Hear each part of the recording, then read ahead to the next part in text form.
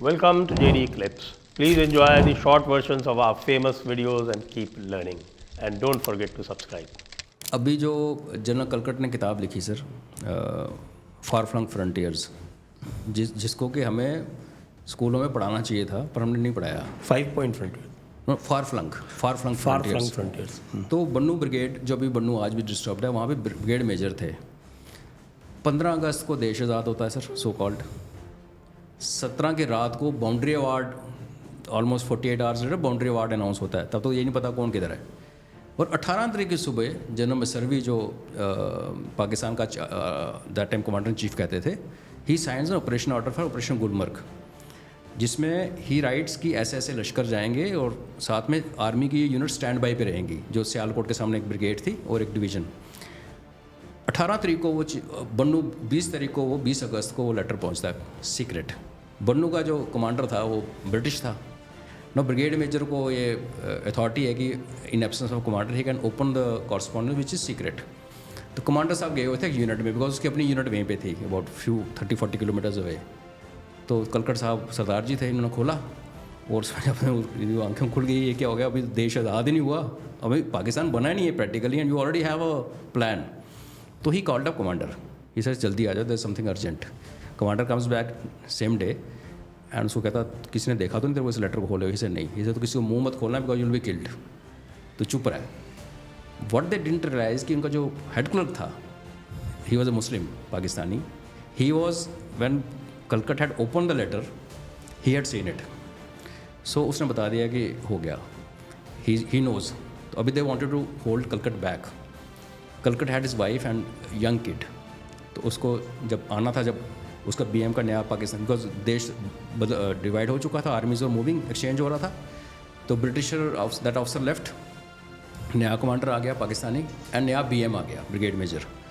और जब इसने इसको चार्ज दिया और अगले दिन जाना है, तो रात को इसके नॉक होती है दरवाजे के ऊपर और बंदा आता है, कहता जी सर हमें पता चला कि आपकी जान खतरे में है, बिकॉज उससे पहले दंगे हुए थे और कलकट हैड लेड, उसकी यूनिट को लीड करके उसने वहाँ पे हिंदू और सिखों को बचाया था बन्नू में। डायरेक्ट एक्शन डे के बाद जो नेक्स्ट एक्शन हुआ था, जब ये पंजाब की गवर्नमेंट गिरी और वो सारा ड्रामा हुआ था, कांग्रेस की गवर्नमेंट और उनकी अकाली दल जो गवर्नमेंट गिरी थी पंजाब में, उसके बाद तो एंड देन ही पुट्स 3 मार्च उसी दिन अमृतसर में दंगे हुए थे। तो उस टाइम उसने बचाया था, रेस्क्यू किया था वहाँ पे नॉन मुस्लिम्स को। तो बोला आप हिट लिस्ट पे हो, तो आपके घर के बाहर गार्ड लगा दी।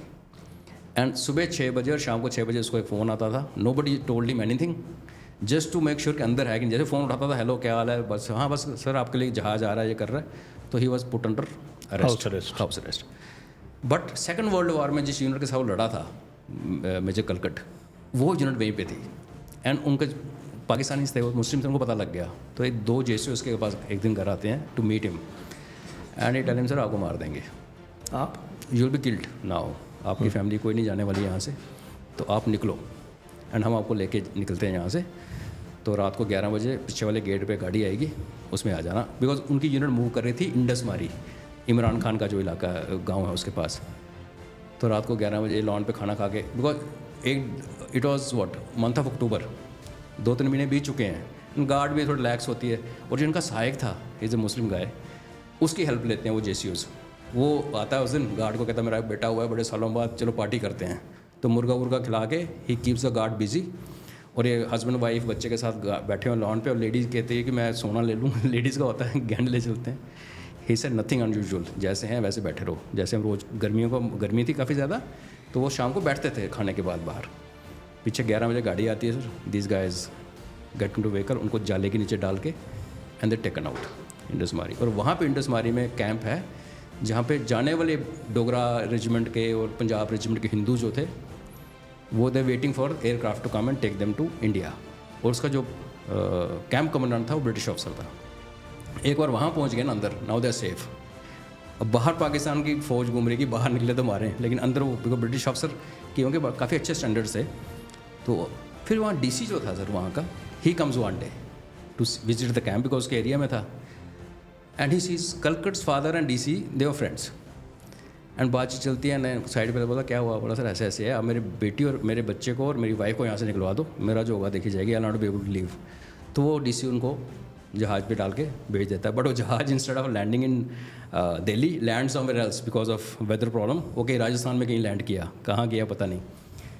And one day with lot of drama का पढ़ना सर, उसमें सेक्शन है is worth movie actually. Then ambulance के अंदर डाल के ही is also put on, and Pakistani army then hangs that, he hangs two जेसीओस, उनको मार दिया जाता है military trial. The company commander जिसने वो भेजे होते हैं उनको रेस्क्यू करने, उनको मार देते हैं।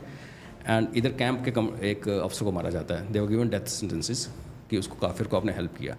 ये भाई साहब लड़ते पड़ते जब पहुंचते हैं अमृतसर, फैमिली तो उसकी दिखती नहीं, वो ही कम्स टू दिल्ली एक मालगाड़ी में बैठ के, एंड सरदार बलदेव सिंह को डिफेंस मिनिस्टर के पास जाता है। ही से सर 22 अक्टूबर को हमला होने वाला, आज 18 अक्टूबर है, 4 दिन के बाद कश्मीर विल बी टेकन।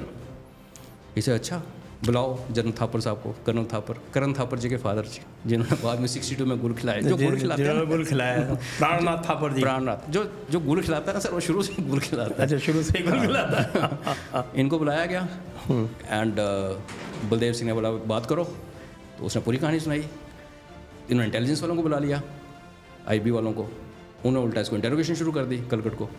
इसने कहा सर मैंने जो बताना था बता दिया, इफ़ पॉसिबल उनको गाड़ी दे दो, मैं अपने बीवी बच्चों को ढूंढूं कहाँ है। तो उसको एक जीप दे के इतना एहसान किया, भेज दिया। क्योंकि डिफेंस मिनिस्टर भी पंजाब के थे Sardar Baldev Singh. And then attack होता है। जब अटैक होता है तो नेहरू जी को जाके बताता है बलदेव सिंह कि सर ये खबर थी हमारे पास, ही सब ढूंढ के लाओ किधर है वो। So he is traced out somewhere in Amritsar, लाते हैं। And as per description Nehru साहब बैठे हैं, कलकट साहब को सामने बिठाया, पीछे खड़े हैं सरदार बलदेव सिंह और थापर। एंड नेहरू जी सुनते हैं पहले 15 मिनट, और सर मैं ऐसे ऐसे आया था, मैंने बताया था। Then he picks up 2 paper weights, एक सरदार बलदेव सिंह को this is the book and बाद में, this is in this book, हाँ I will send you the extract sir. I mean these are things we must know कि कैसे अंग्रेजों ने, देखो सर अंग्रेजों ने सीधा क्लियर कट था कि उनको जम्मू एंड कश्मीर उनको देना था, बिकॉज गिलगित में उन्होंने एक सिस्मिक स्टेशन इस्टेब्लिश किया हुआ था। जो कर्नल बैकन था वहाँ पे ब्रोन से पहले, आई मीन महाराजा के आने से पहले, गवर्नर गनसार सिंह से आने से पहले, they were monitoring Russian nuclear activity. Nearest they could reach to Russian border, they could enter Russian border. Sinkiang पे रशिया वाज माइनिंग यूरेनियम, तब Sinkiang was independent, was not part of China. तो उस time उनका जो nearest station था वो 600 kilometre दूर था। बड़ा अजीब सा नाम, सिंका पिंकी, मेरे बुक में है सर, बड़ा लंबा सा रशियन नाम है। बट वहाँ से जो वाइब्रेशन, उनके दे हैड 2 ऑप्शंस, या तो उसके ऊपर से जहाज उड़ाओ, तो अगर अंदर नीचे कुछ हुआ है, देव डन द टेस्ट, तो जहाज की बॉडी पे उसके रेडियो एक्टिविटी, वो एक्टिव पार्टिकल्स आ जाएंगे, यू कैन एनालाइज। इतनी हिम्मत ही नहीं ब्रिटिशर्स के कि रशिया के ऊपर जहाज उड़ाते। Second was to monitor the seismic activity. तो they couldn't have given Gilgit back. अब गिलगित को बचाना है तो आपको इस पूरा इलाका देना पड़ेगा ना सर, ऐसा तो हो नहीं सकता कि गिलगित कर दो। तो they didn't want, they wanted, ये जो गिलगित में हुआ इट वाज ऑपरेशन दत्ता खेल, यहाँ पे ऑपरेशन गुलमर्ग हुआ और वहाँ ऑपरेशन दत्ता खेल हुआ। दत्ता खेल is one place again in Pakistan. और ब्राउन को जब उसको महाराजा के अंडर आया आफ्टर द 1935 का लीज खत्म हो गया, जो भी हुआ, तो उसको शपथ दिलाई गई। General Scott chief of staff था, उसने शपथ खाई कि मैं आज ब्रिटिश आर्मी को रिज़ाइन करके, बिकॉज रूल ये था कि अगर आप प्रिंसली स्टेट में सर्विस करना चाहते हो आपको ब्रिटिश आर्मी से रिज़ाइन करना पड़ेगा। कोई ब्रिटिश अफसर ऐसा काम कर ही नहीं सकता, इंडियन अफसर नहीं करेगा। कोई मुझे, जब मैं सर्विस में था, मुझे को बोलता कि तू महाराजा पटियाला का चीफ आर्मी स्टाफ बन जाए, मैं नहीं बनता, because you serve in organization which has lot of, I mean जो भी हमारी हिस्ट्री है, ट्रेडिशन है, वो आ जाता है। वो एक और कैप्टन मैथ्यूसन को लेके आ जाता है। जब शपथ करता है बाइबल के ऊपर, बाद में कहता है कि उसके ऑक्सफोर्ड डिक्शनरी थी कपड़े के अंदर। तो ये चीज़ें तो हम लोगों को पता ही नहीं है सर। और ब्रिटिशर्स ने पूरी हिस्ट्री लिखी 47-48 की, हम उन किताबों को पढ़ के कस्में खाते हैं। उन्होंने अपने आप को साइड पे कर दिया और इसको हिंदुस्तान पाकिस्तान है। पाकिस्तान का तो होश नहीं थी हो क्या रहा था, they were just born, they were cooperating. General Akbar Khan था, जकबर शेर खान था, कर्नल ब्रिगेडियर शेर खान। अकबर खान तो सारे के सारे मैप्स जो थे क्लासिफाइड मैप्स शेर खान लेके गया था। Sher Khan was in MO branch and he is the last person who wrote. इनको पूछा गया था भाई विलिंगनेस दे दो कहाँ जाना है, तो ही कैप्टन पेंडिंग कैप्टन, जैसे ब्रिगेडियर उस्मान थे, उसको बोला था जिन्होंने you come to Pakistan I will make you chief army staff, he was a senior officer that time, he said no. तो all this people gave in writing. तो उसी तरीके से इनकी शिफ्टिंग हो रही थी।